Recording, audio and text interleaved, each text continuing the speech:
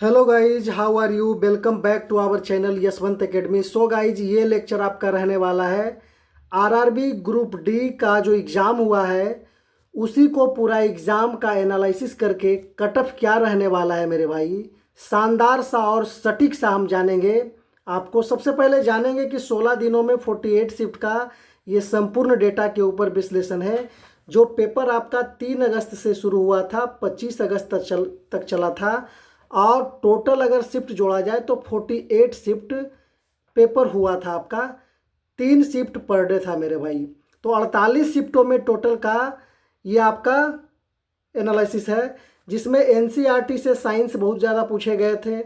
Lens formula एवं आवर्धन से क्वेश्चन पूछा गया था। रासायनिक समीकरण और बैलेंस से पूछा गया था। विभवांतर और ओम के नियम से पूछा गया था। पीरियोडिक टेबल से भी क्वेश्चन था। मैथ में अगर देखें तो सीआई का क्वेश्चन भी बहुत सारा लोगों को कहीं कहीं कुछ कुछ शिफ्टों में परेशानी का सबब भी बना। और सीटिंग अरेंजमेंट भी क्वेश्चन आपका रीजनिंग में था। बोर्ड मास और सरलीकरण था, और कथन एवं निष्कर्ष भी आपका रीजनिंग का पेपर था। जीके एवं करेंट अफेयर्स में क्या था, तो हालिया योजनाएं 2025-26 का ज़्यादा पूछा था। राज्य के नए मुख्यमंत्री आपका खास करके वेस्ट बंगाल का केरला का, फिर आपका तमिलनाडु का, इन सब जगहों का मुख्यमंत्री के बारे में भर भर के क्वेश्चन आया है। प्रमुख खेल एवं अवार्ड से भी क्वेश्चन आए हैं, और प्रीवियस ईयर के भी कुछ कुछ प्रश्न मिलते जुलते दिखाई दिए हैं। तो परीक्षा के शिफ्टों का हम इस तरह से ब्रेक डाउन करेंगे डायग्राम के फॉर्म में मेरे भाई। सबसे कठिन शिफ्ट जो था एनसीईआरटी न्यूमेरिकल, लंबी रीजनिंग और कैलकुलेटिंग मैथ्स के कारण 14 से 15 शिफ्ट आपका जो था ये आपका हार्ड शिफ्ट में आता है मेरे भाई। 14 से 15 शिफ्ट जो था ये आपका हार्ड शिफ्ट में था। और कुछ जो मॉडरेटेड शिफ्ट था, जो बैलेंस्ड पेपर था, डायरेक्ट फार्मूला बेस्ड था, और साइंस मतलब साइंस पे बेस्ड था। तो 21 से 22 शिफ्ट ऐसे थे जो मॉडरेटेड में आ रहे थे। और 25 शिफ्ट ईजीएस शिफ्ट में रखा गया है, क्योंकि उसमें बताया गया कि पी वाई क्यू ज़्यादा क्वेश्चंस थे, एकदम उसी के पैटर्न पर आधारित थे। और अटेम्प्ट भी बहुत बच्चे यहाँ इस शिफ्ट को बहुत अच्छी तरह से कर रहे थे। तो 25% शिफ्ट आपका इजी शिफ्टों में था, जिसमें आपका 12 शिफ्ट आता है। इजी शिफ्टों में 12 शिफ्ट आता है। सबसे कठिन शिफ्ट का जो था 12 अगस्त और 17 अगस्त, लगभग सभी शिफ्ट जो था, विशेषकर सेकेंड और थर्ड शिफ्ट। फर्स्ट शिफ्ट तो कुछ इजी था मेरे भाई, लेकिन सेकेंड और थर्ड शिफ्ट, क्योंकि इतना इतना 48 शिफ्ट्स में अगर क्वेश्चन चलेगा, एग्जाम चलेगा मेरे भाई, तो क्वेश्चन आप समझ रहे हैं ना, 4800 क्वेश्चन कहाँ से बनाना पड़ेगा। 5-5 हज़ार क्वेश्चन एक एक एग्जाम में। तो क्वेश्चन रिपीट होगा या फिर लेंदी क्वेश्चन आएगा, हार्ड हार्ड शिफ्टों वाला क्वेश्चन आएगा। तो वो सब शिफ्ट आपका हार्ड शिफ्ट में चला जाता है।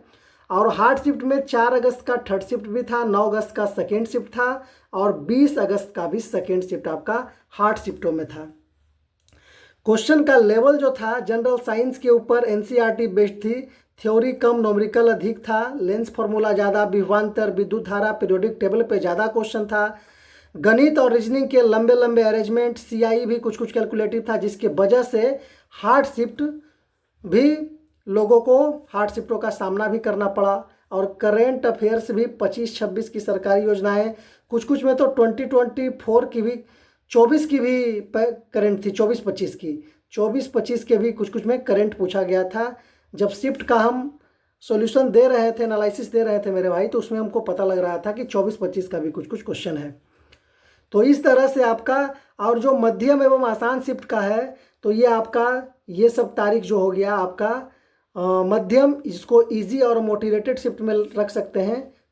3 तारीख, 5 तारीख, 6, 10, 13, 18, 19, 21 वाला।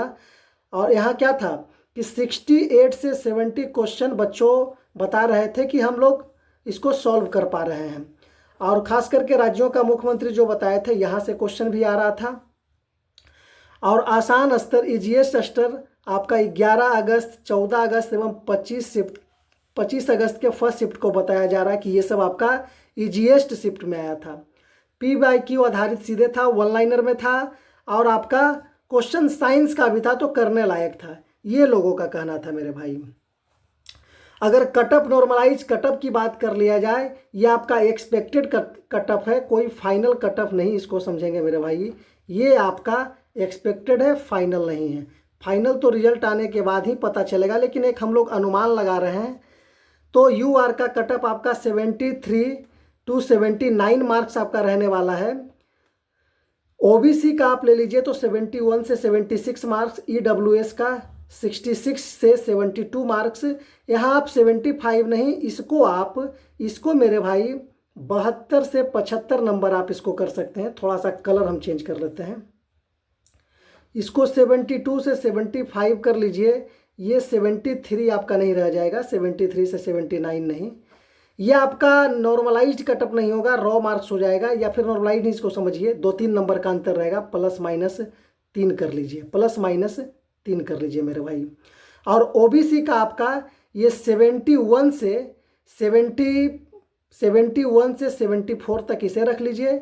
और आपका EWS 66 से 72, ये बिल्कुल सही है।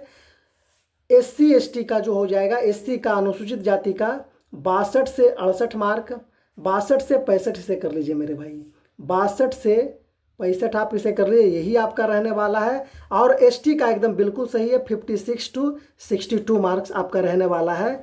और दूसरी चीज़ क्या बताएं कि यह मैंने आपको बता दिया कि कटअप 2-3 प्लस माइनस कर लीजिएगा। और तीसरी चीज़ कि ये कटअप आपका जोन पे भी डिपेंड करेगा।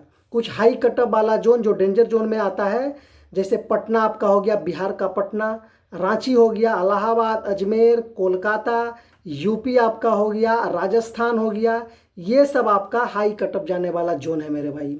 और दूसरा मीडियम जोन आपका आ गया अहमदाबाद, भोपाल, बिलासपुर, मुंबई, सिकंदराबाद आपका हो जाएगा, सिकंदराबाद हो जाएगा आपका, सिलीगुड़ी ले लीजिए, सिलीगुड़ी, ये सब आपका मीडियम कटअप जाने वाला जोन है। और सेफ जोन आपका है, साउथ का जोन है, चेन्नई, बेंगलुरु, गुवाहाटी, सिकंदरा, ये सिकंदरा मीडियम, या फिर आप ईजीएस्ट में जा सकते हैं, लो कटअप वाले जोन में भी आप जा सकते हैं।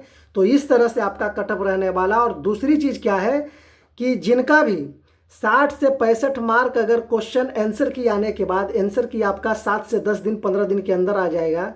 तो आंसर की आने के बाद मेरे भाई, आंसर की आने के बाद जिनका भी 60 से 65 जो कठिन शिफ्टों वाले लोग हैं, 60 से 65 अगर रो मार्क्स बन रहा है तो वो अपनी आगे की मेंस के लिए तैयारी में जुट जाएंगे। और दूसरा चीज़, मेंस क्या होगा, ग्रुप डी में आपका फिजिकल होगा, फिजिकल के लिए आप लोग को लग जाना है।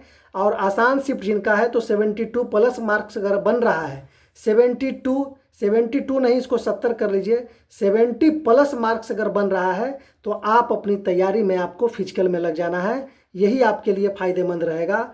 और दूसरी चीज़ कि ये डाटा सिर्फ रैंक प्रेडिक्शन और अधिक स्पष्ट हो जाएगा आपका आंसर की आने के बाद।